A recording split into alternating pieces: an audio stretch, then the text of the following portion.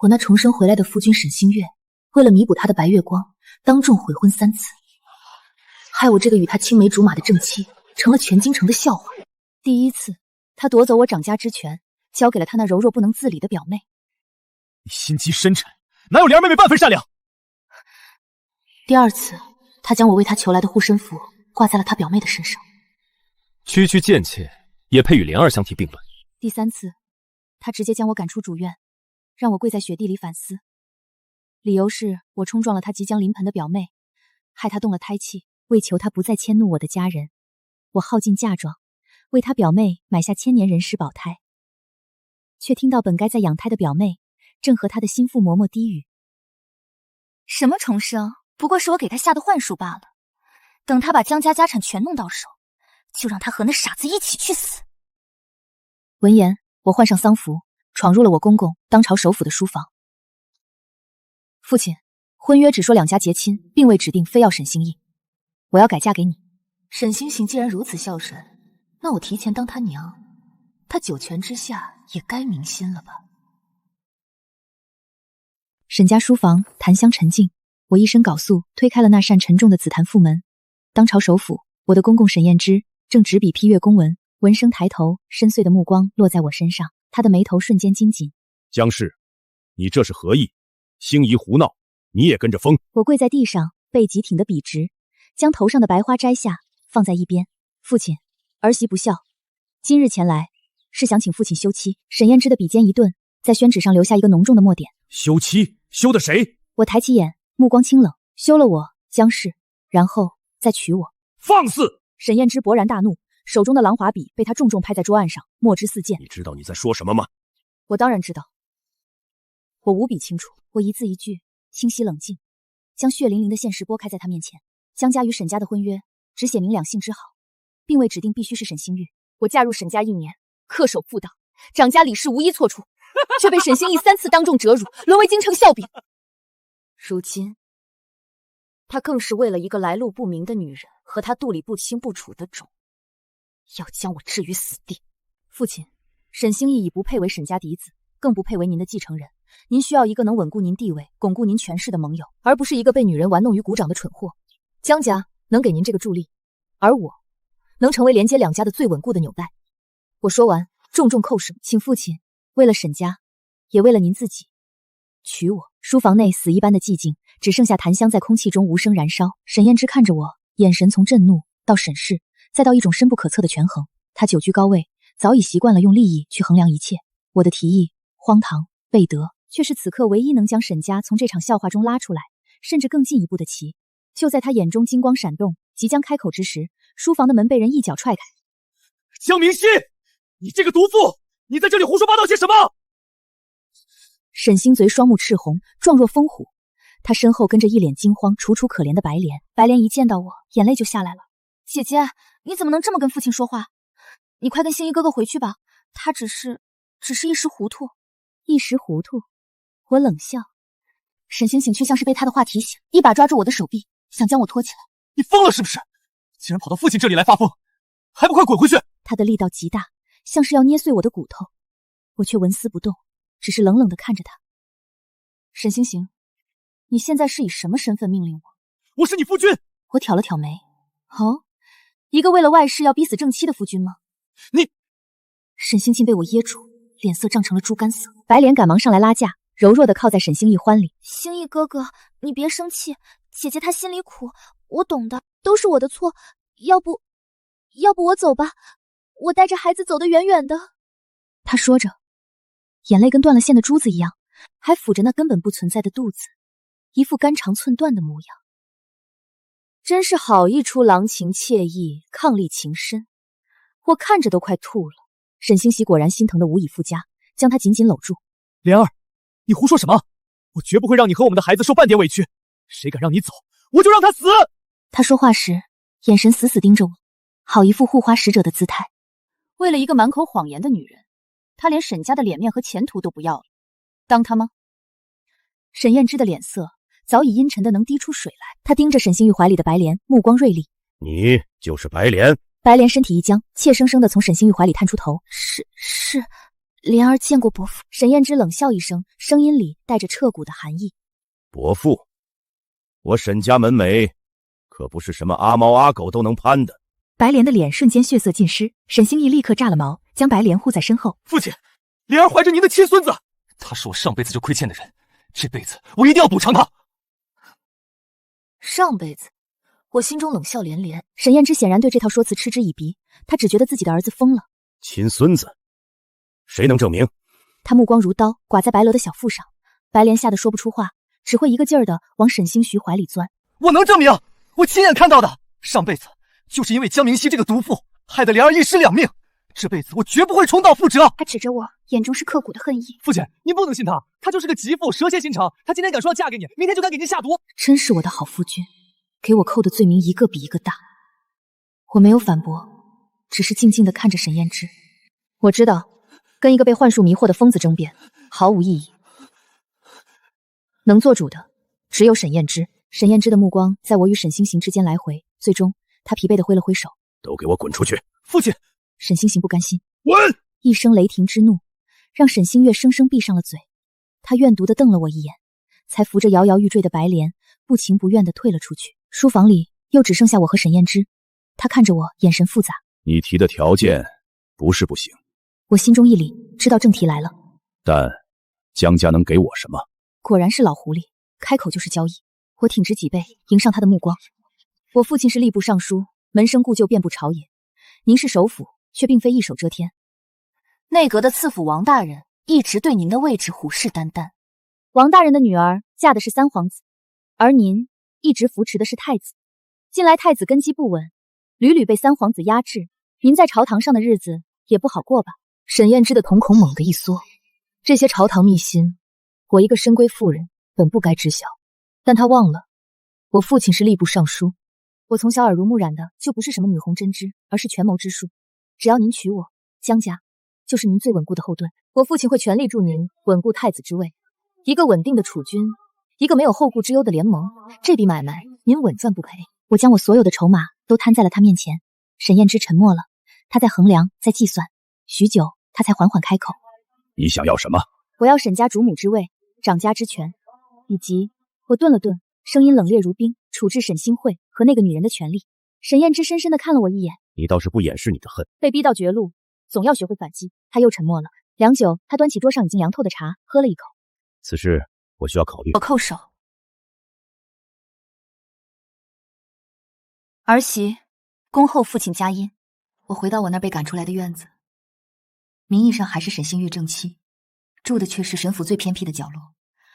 陪嫁来的丫鬟春和见我回来，哭着迎上来：“小姐，您去哪儿了？大少爷带人来闹了一通，说您要是再不识好歹，就要把您送去家庙。”家庙？那是什么地方？是让犯了错的女眷了此残生的活死人墓。沈星逸，他当真狠心。我安抚地拍了拍春和的手：“别怕，他没这个机会了。”正说着，院门外传来一阵嘈杂，沈星徐去而复返。这次他身后跟了4个膀大腰圆的婆子，他一脸的志得意满，看我的眼神充满了鄙夷和胜利。江明熙，我再给你最后一次机会，去给莲儿跪下磕头认错，发誓以后安分守己，我或许可以饶你这一次。他身旁的白莲依旧是那副悲天悯人的圣模样。姐姐，你就服个软吧，星逸哥哥也是为了你好。为我好？我简直要笑出声。我若是不呢？沈星逸的脸色瞬间阴沉下来，不识抬举。他一挥手，哼，给我把这个毒妇绑起来，送到家庙去。我倒要看看，没了江家的庇护，他还怎么横。4个婆子如狼似虎地朝我扑来，春和吓得尖叫，挡在我身前。不许你们动我家小姐！我拉开春和，面对着逼近的婆子，脸上没有一丝惧色。就在他们的手即将碰到我衣角的时候，一个沉稳有力的声音在院门口响起：“住手！”是沈燕之的贴身管家福伯，他身后跟着一队护卫。沈星进看到福伯，愣了一下：“福伯，你来干什么？这是我的家事。”福伯对他微微躬身，态度恭敬，话语却不让他有拒绝的魔力。大少爷，老爷有请。我没空，等我处置完这个贱人再说。沈星行不耐烦地挥手，福伯却没动，只是加重了语气：“老爷说有要事相商，关于您的前程。”前程二字让沈星巨的动作一顿，他知道自己的一切都仰仗于沈燕之。他狐疑地看了福伯一眼，又恶狠狠地瞪着我：“你给我等着！”说完，他才不甘不愿地跟着福伯走了。白莲见状，想跟上去，却被护卫拦住。白小姐，老爷没有传你。白莲的脸色一白，只能眼睁睁看着沈星入离开。他转过头，看向我的眼神里第一次带上了毫不掩饰的怨毒。我回以一个冰冷的微笑。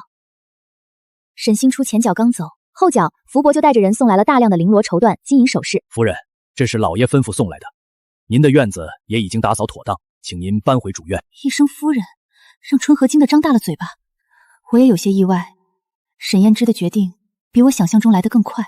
我搬回了主院，那个我曾和沈星剑一起住了半年，又被他亲手赶出来的地方。屋内的陈设没变，只是所有属于沈星剑的东西都不见了，取而代之的是沈燕之送来的那些珍宝。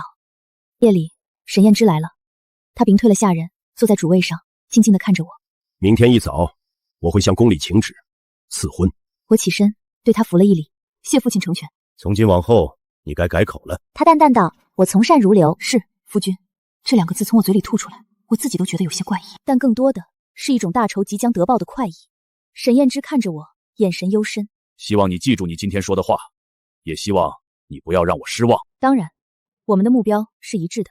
我直视他，他点了点头，起身离开，没有半分温情，像是在谈一桩最寻常的公事。这样正好，我也不需要什么夫妻情爱，我只要权力和复仇的快感。第二天，天刚蒙蒙亮，一道赐婚的圣旨炸响了整个沈府，也炸翻了整个京城。当朝首辅沈燕之求娶自己儿媳姜氏为妻，皇上感念沈首府丧妻多年，又怜悯姜氏所遇非人，竟准了这桩惊世骇俗的婚事。沈星旭是从别人口中听到这个消息的，他疯了一样冲到主院，看到我正由着丫鬟们为我梳妆，他双眼布满血丝，一把挥开我面前的梳妆盒，掺环珠翠碎了一地。江明熙，你这个贱人，你对我父亲做了什么？我慢条斯理的扶正头上略有些歪斜的凤钗，透过镜子看着他那张因愤怒而扭曲的脸。沈星喜，注意你的言辞，从今天起，我是你的母亲，你该叫我母亲大人。母亲大人这4个字像针一样狠狠扎进沈星通的耳膜，他的脸瞬间长成紫红色，额角青筋暴起，像是下一秒就要爆裂开来。他怒吼一声：“你做梦！”挥起手就想朝我的脸上打来。我没有躲闪，因为我知道这一巴掌根本打不到我。果然，他的手腕在半空中被一只铁钳般的大手紧紧攥住。来人是沈燕之，他不知何时站在门口，脸色阴沉如水。混账东西，你竟敢对你的母亲动手吗？给我打开起来！沈星义像是被烫到般猛地缩回手，难以置信地看着沈燕之。父亲，你疯了！你怎么能娶她这个蛇蝎毒妇？她会害了我们沈家！他声嘶力竭，试图唤醒他眼中执迷不悟的父亲。沈燕之的眼神冷得没有一丝温度，他冷声说道：“我看疯了的人是你，从今日起，给我禁足在自己的院子里，没有我的允许，不许踏出房门半步。”父亲面对沈星训父亲的哀嚎，沈燕之直接对门外下令：“来人，把大少爷给我带下去！”护卫们立刻一拥而上，不顾沈星玉的挣扎怒骂，强行将他拖了出去。屋内终于清静了。沈燕之走到我面前，看着一地的狼藉，眉头微皱：“他性子顽劣，刚才没有伤到你吧？”我轻轻摇了摇头，看向满地摔坏的首饰，惋惜地说：“我没事，只是可惜了这些漂亮的首饰。”沈燕之看了一眼，语气平淡地承诺道：“无妨，回头我让人再送一套更好的来。”他顿了顿，又说：“白莲那边，我已经派人将他送去了城外的庄子，没有我的命令，他回不来。”处置得干净利落，我心中满意，面上却不显。多谢夫君。大婚定在3日后，时间仓促，但以首府府的权势依旧办得风光无限。红绸从沈家门口一直铺到我家巷口，10里红妆，羡煞爬人。我坐在花轿里，听着外面的喧闹，心中一片平静。前路是刀山还是火海，我不知道，我只知道我亲手将自己送上了一条无法回头的路。而沈星印，我亲爱的好夫君，不，我的好儿子，我们的游戏才刚刚开始。新婚之夜，红烛高照，沈燕之揭开我的盖头，露出的却是一张疲惫的脸。他递给我一本账册：“这是府中中副的账本，从明日起，这个家就交给你了。”我接过账册，入手沉甸甸的，这曾是我最渴望的东西，却被沈星乱无情夺走，交给了白莲。如今，他又回到了我的手上。王赐府那边最近动作很大，联合了几个御史，准备在太子大婚的开支上做文章。沈燕之揉了揉眉心：“我明日要入宫与太子商议，府中之事你多费心。”我翻开账册，上面是白莲掌家那段时间的记录，字迹娟秀，账目却是一塌糊涂，许多款项都去向不明，亏空巨大。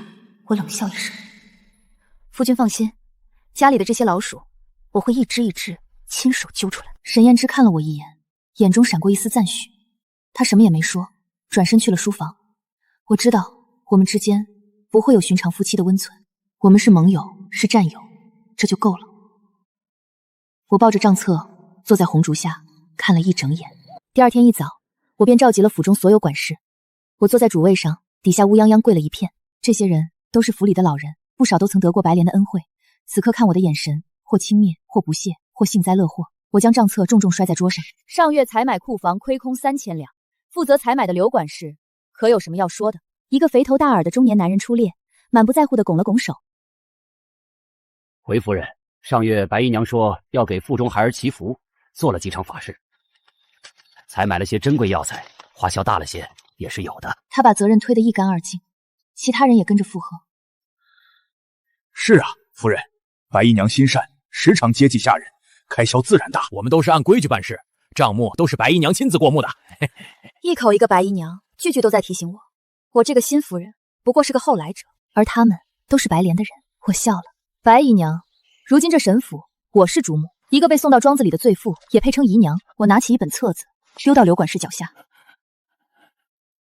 这是我昨夜核对的账目，你口中所谓的珍贵药材，不过是些寻常草药，价格却比市价高了10倍。你口中所谓的法事，更是子虚乌有。刘管事，这3000两是你自己进了腰包吧？刘管事的冷汗唰的一下就下来了，他没想到我一夜之间竟然能把账目查得这么清楚。夫人明鉴，冤枉啊！这都是白姨娘吩咐的。他还在狡辩，我点了点头。很好，福爷，福伯立刻上前。老奴在。把刘管事这些年贪墨的证据送到顺天府，再把他一家子全都给我发卖了。是，夫人。刘管事彻底慌了，跪在地上砰砰磕头。夫人饶命！夫人饶命啊！我都说啊！晚了，我看着他被护卫拖下去时那绝望的脸，没有半分动容，杀鸡儆猴。今日我就要让这府里所有人都知道，谁才是这里真正的主人。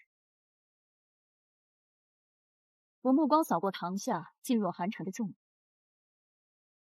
还有谁有异议吗？我雷厉风行地整顿了内院，将白莲安插的人手连根拔起，换上了我从江家带来的心腹。不过3日，整个沈府后院便被我牢牢掌控在手中。消息传到沈星行的院子里，据说他砸了满屋的瓷器，而我则开始着手调查另一件事：白莲给沈星行下的幻术。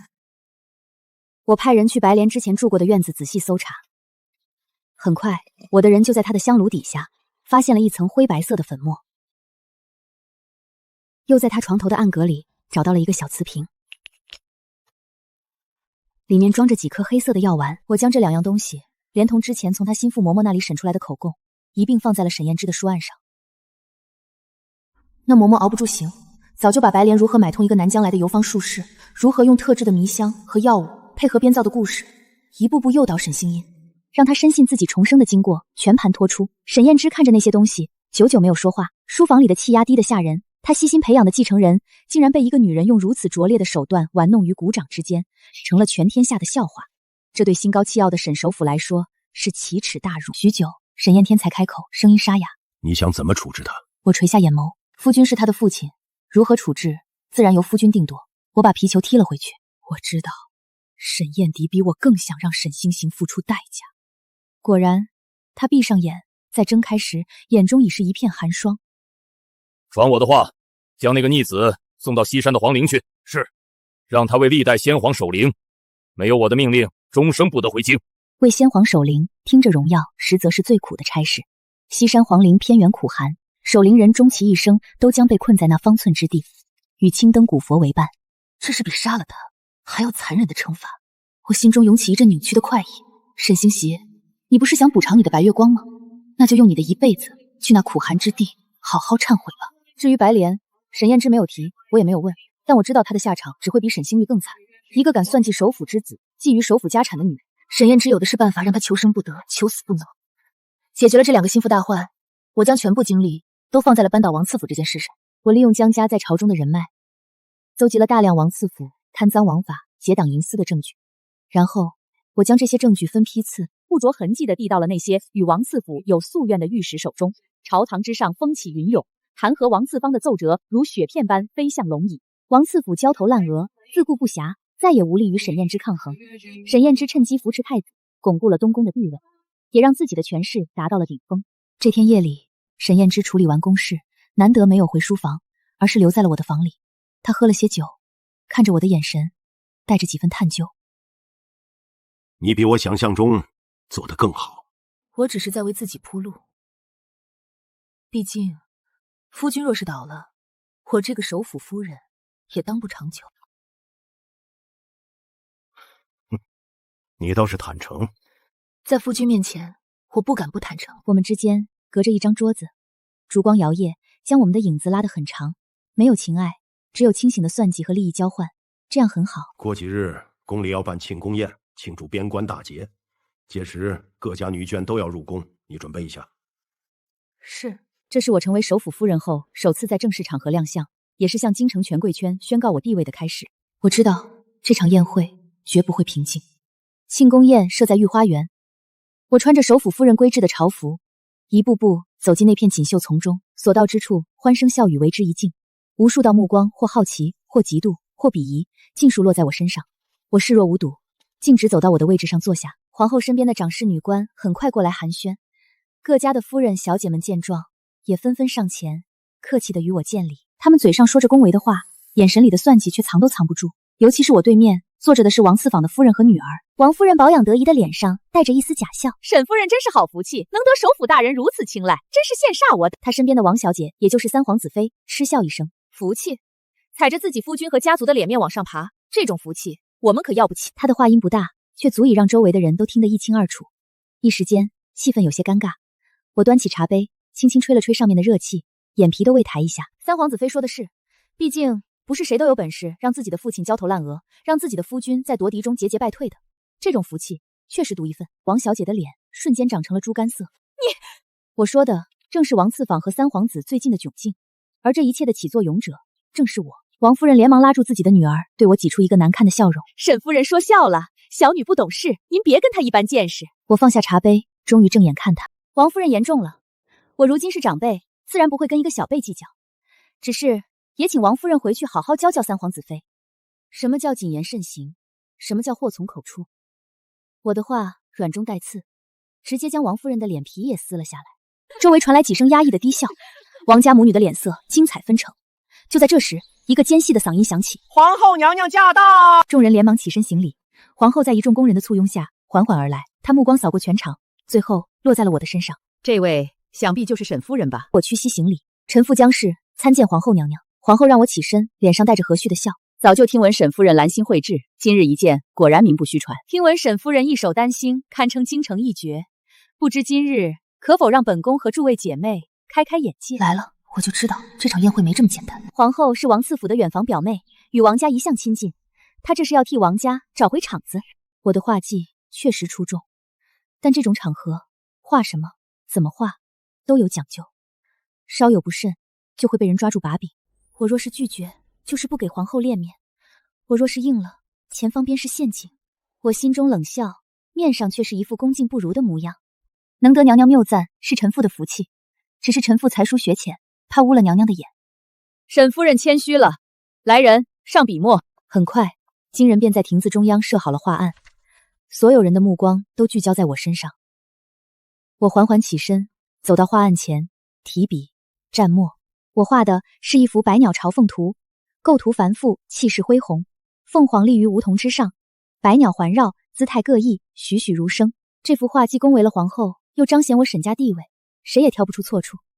就在我即将画完最后一笔，为凤凰点睛之时，一个端着茶水的小太监忽然脚下一滑，直直地朝我的画案撞了过来。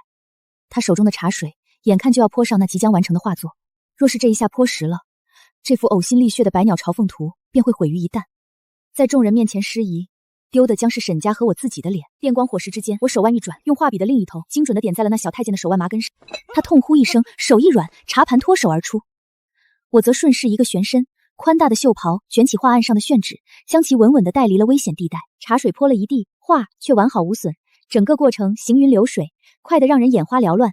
等众人反应过来时，我已经重新将画铺在案上，提笔从容地为凤凰点上了眼睛。画成，整个御花园一片死寂，皇后脸上的笑容僵住了，王家母女的脸色更是难看到了极点。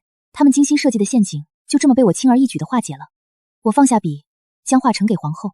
臣妇献丑了。皇后看着画，半晌才挤出一句话：沈夫人果然好身手。她的言下之意是，我一个深闺妇人，为何会有如此敏捷的反应？我微微一笑，从容应对。回娘娘，臣妇的父亲是吏部尚书，母亲是将门虎女。臣妇自幼不爱女红，偏爱随母亲学些粗浅的防身之术，让娘娘见笑了。我将一切都推到了我那早已过世的母亲身上。一个将门出身的母亲，教女儿几招防身的功夫，合情合理。皇后被我堵得说不出话来，只能干巴巴地夸了几句话好。一场风波消弭于无形。宴会结束后，我坐上回府的马车。沈燕之今日没有上朝，竟亲自在门口等我。宫里的事儿我听说了。他扶我下车，声音听不出喜怒，让夫君担心了。你做得很好。他看着我，眼中是我看不懂的深意。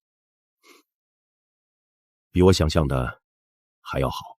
回到房中，他递给我一份名单。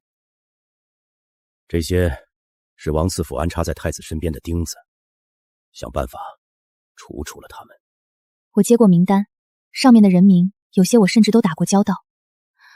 夫君是想让我来做这把刀？你是最合适的人选。沈燕之看着我。你是女人，你的身份能让你接触到一些我接触不到的后宅阴私，利用这些扳倒他们。我明白了，他要我利用后宅妇人之间的关系网，从内部分化瓦解他的政敌。这确实是一步狠棋，也是一步险棋。我需要人手。福伯会全力配合你。我点了点头。好。从那天起，我开始频繁地出入京城各家府邸，参加茶会，举办花宴。我很快就凭借着首府夫人的身份和远超他们的手段心计，成了京城贵妇圈中说一不二的人物。我利用女人们之间的嫉妒、攀比、闲聊，轻而易举的就搜集到了我想要的信息。礼部侍郎的夫人在外养了个戏子，挥金如土，而那些钱都是礼部侍郎贪墨来的。户部主事的儿子是个不学无术的纨绔，却在外面欠下了巨额赌债。户部主事为了替他还债，挪用了国库的银两，一个个把柄被我抓在手中。我没有立刻发作，而是在等一个最好的时机。这个时机很快就来了。太子大婚，举国同庆。就在大婚当晚，我将所有的证据都交给了沈燕之。第二天早朝之上，沈燕之联合言官发起了总攻，一本本奏折，一条条罪证，砸得王赐府一派的人晕头转向。人证物证俱在，他们连狡辩的机会都没有。龙椅上的皇帝震怒，下令彻查，一场官场大地震就此拉开序幕。王赐府被削去官职，圈禁在家，三皇子受其连累，被皇帝申斥，彻底失去了夺嫡的资格，太子之位稳如泰山。而沈燕之作为最大的功臣，权势愈发滔天，沈家真正成了一人之下，万人之上。当晚，沈燕之在我房里喝了很多酒，他看着我，眼神灼热。明熙，我没有看错你。他第一次叫了我的名字，我为他斟酒，垂眸道：“我只是在为自己谋划。”他忽然抓住我的手，他的声音里带着一丝我从未听过的怅然。你我本可以成为最好的夫妻。我心中一动，抽回了手。夫君，我们现在就是最好的夫妻，是盟友，是伙伴，是利益共同体，这就够了。他看着我，许久，自嘲地笑了一声。是啊，这样就够了。日子在波澜不惊中过去，我以为我和沈燕之会一直这样，作为最默契的盟友，相敬如宾地走下去。直到那天，我收到了一个意想不到的消息，西山皇陵传来急报，沈星玉疯了。他整日穿着白衣在皇陵里疯跑，见人就问他的莲儿在哪里，还几次三番地试图逃跑，被抓回来后就对着京城的方向磕头，嘴里念叨着是他对不起莲儿。皇帝听闻此事，大发慈悲，竟准许他回京养病。接到这个消息时，我正在修剪花园里的牡丹花，一剪刀下去，开得最艳的那朵应声而落。我没想到他还会回来，更没想到他是以这种方式回来。沈燕之显然也对这个结果感到意外和愤怒，但他不能抗旨。3天后，一辆简陋的马车将沈星品送回了沈府。他瘦了，也黑了，眼神涣散，神情呆滞，身上的衣服又脏又破，哪里还有半分当初那个翩翩公子的模样。我站在廊下，冷冷地看着他。他看到我，浑浊的眼睛里闪过一丝光亮。他冲我跑过来，抓住我的裙角，急切地问：“莲儿呢？我的莲儿在哪里？你把他藏到哪里去了？他的声音嘶哑，像是被砂纸磨过。我抽出被他抓住的裙角，后退一步。你的莲儿死了。不可能，你骗我！他疯狂地摇头。莲儿不会死的，他答应过要等我回来的。他是被你送到庄子上后染了恶疾，不治身亡的。我面无表情地陈述着事实。当然，真相是沈燕之派人解决了他，但我没必要告诉他。不！沈星玉像是被抽走了所有力气，跌坐在地上喃喃自语。他抱着头，痛苦地呜咽着，像一头被遗弃的野兽。我看着他这副模样，心中没有半分怜悯，只有无尽的厌恶。就在这时，他忽然抬起头，布满血丝的眼睛死死地盯着我，那里面是彻骨的疯狂和怨毒。是你害死了他，江明熙，你这个毒妇！我要杀了你，为我的莲儿报仇！他嘶吼着，从地上一跃而起，像疯狗一样朝我扑来。我早有防备，侧身躲开，府里的护卫立刻上前，将他死死按在地上。他还在不停地挣扎，咒骂。江明熙，我做鬼也不会放过你！我走到他面前，居高临下地看着他。沈星夜，你不是想知道你的莲儿是怎么死的吗？他的挣扎停住了，抬起头，死死地看着我。我缓缓蹲下身，在他耳边用只有我们两个人能听到的声音，说出了那个他做梦也想不到的真相。什么重生？不过是他给你下的幻术罢了。他给你吃的药，点的香，都是为了让你产生幻觉，相信你那套可笑的重生术词。他根本不爱你，他爱的只是沈家的富贵，江家的钱财。他跟我说，等你把江家家产全弄到手，就让你和我一起去死。我看着他瞬间瞪大的眼睛，瞳孔里充满了震惊、恐惧和难以置信。那张本就憔悴的脸在瞬间血色尽失，他颤抖着，声音里带着哭腔：不，你在说谎，你在骗我！我有没有骗你，你自己心里清楚。我站起身，掸了掸裙摆上并不存在的灰尘。你好好想想，你所谓的前世记忆，是不是都是在你遇到他之后才变得越来越清晰的？你好好想想，他是不是总在你面前说我心机深沉，挑拨你我的关系？沈星夜，你不是爱他，你只是被他骗了。我说的每一句话都像是一把重锤，狠狠砸在他的心上。他脸上的表情从否认到怀疑，再到崩溃，最后他发出一声野兽般的哀嚎，整个人蜷缩在地上，不停地发抖。他那所谓的爱情，所谓的亏欠，他为此不惜抛妻弃子，众叛亲离的信仰，在这一刻轰然倒塌。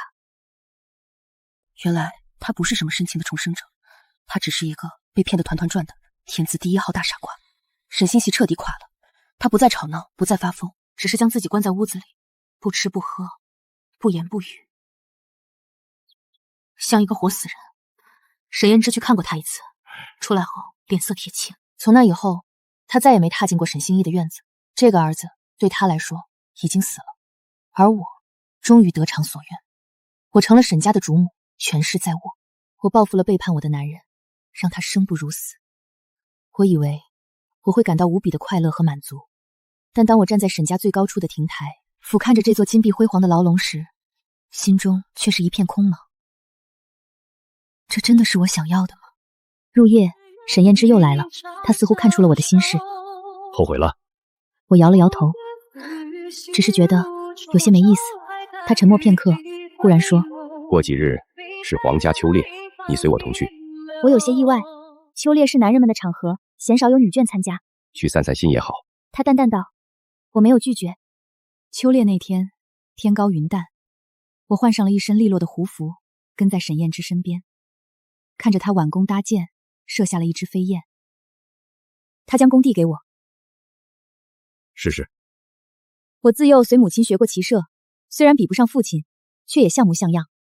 我拉开弓，瞄准远处的一只兔子，箭矢离梢，却擦着兔子的耳朵飞了过去。沈燕之在我身后低笑一声，她从我身后环住我，温热的胸膛贴着我的后背，大手附上我的手，帮我调整姿势。手臂再稳一点，看准了再放。她的呼吸喷在我的耳侧，带着淡淡的酒气和皂角香。我的心漏跳了一拍。我从未与一个男人如此亲近过，即便是沈星系，也从未有过。我有些不自在，想要挣开，他却握得更紧。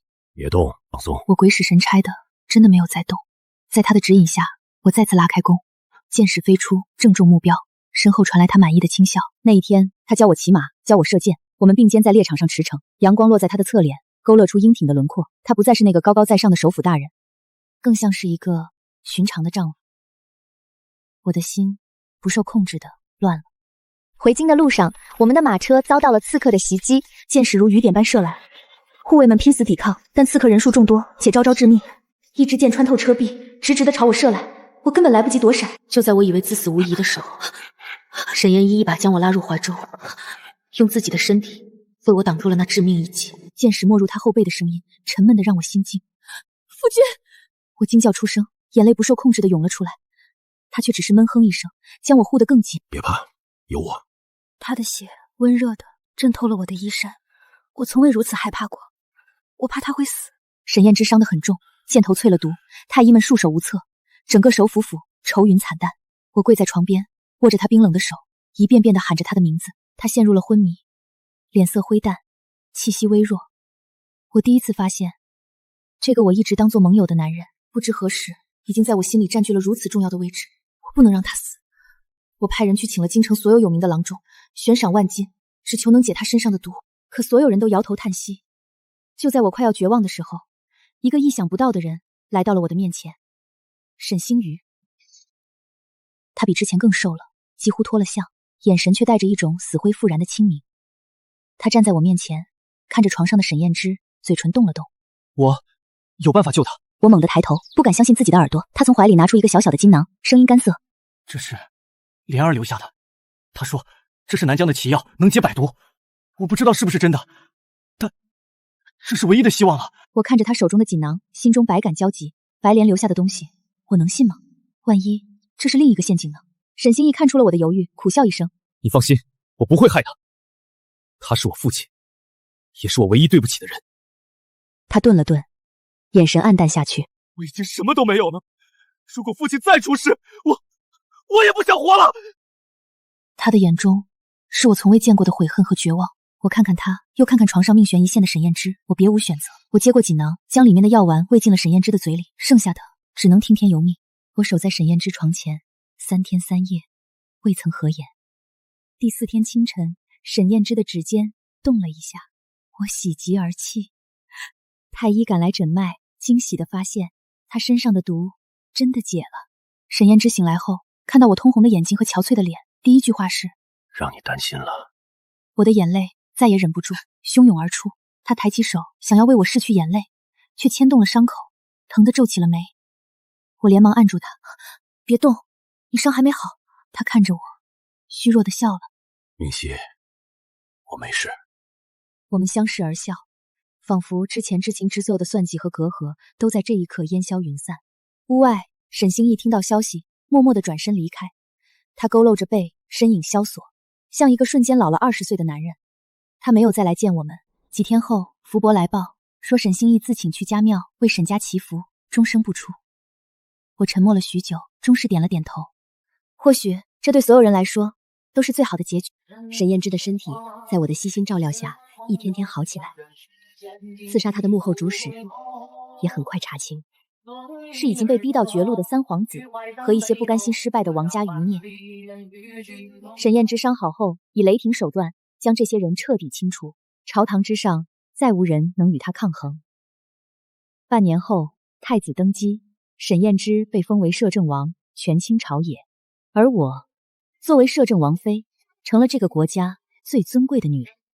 那年冬天，京城下了第一场雪，我与沈燕之在院子里煮茶赏雪。她握着我的手，放进她温暖的袖中。明熙，嫁给我，你可曾后悔？我看着她鬓边的一丝白发，摇了摇头，笑了，不悔。或许一开始我嫁给他只是为了复仇，为了权势，但不知从何时起，这个男人用他的沉稳，他的担当，他的守护，一点点融化了我冰封的心。我们之间始于算计，却终于深情。